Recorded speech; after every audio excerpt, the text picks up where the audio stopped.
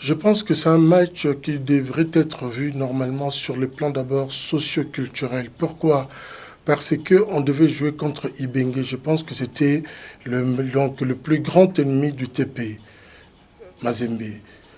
Alors, jouer contre Ibenge, il fallait s'y attendre. Ibenge, c'est quelqu'un que je connais personnellement. J'ai eu à échanger avec lui pendant plusieurs heures. C'est quelqu'un qu'il fallait prendre très au sérieux. Ça, c'est la première des choses. La deuxième des choses, on ne le dira jamais assez. Quand on a la possibilité de marquer, il faut mettre la balle au fond de filet. Au match aller, Mazembe a eu beaucoup d'occasions ici au stade à Kamalondo. On n'a pas pu concrétiser ces occasions-là. Donc au match retour, il fallait s'attendre à un véritable bras de fer. Et autre chose, je pense qu'il y a eu aussi un problème sur la préparation psychologique des joueurs de Mazembe. Vous voyez, ils se sont livrés à un énervement au match retour et la sanction a été immédiate. Voilà ce que je peux dire par rapport à ce match-là.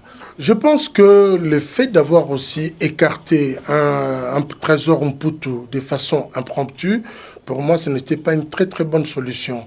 Parce que jusque-là, en tout cas au milieu de terrain, on ne trouve pas encore quelqu'un qui a la trempe d'un Trésor pour pouvoir distiller les ballons, tout et tout.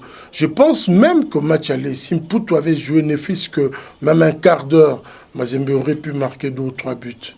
Donc je pense que le fait de l'avoir écarté de cette façon-là, pour moi, ce n'est pas une très très bonne analyse. Franck Dumas, c'est quelqu'un que j'ai connu personnellement en France.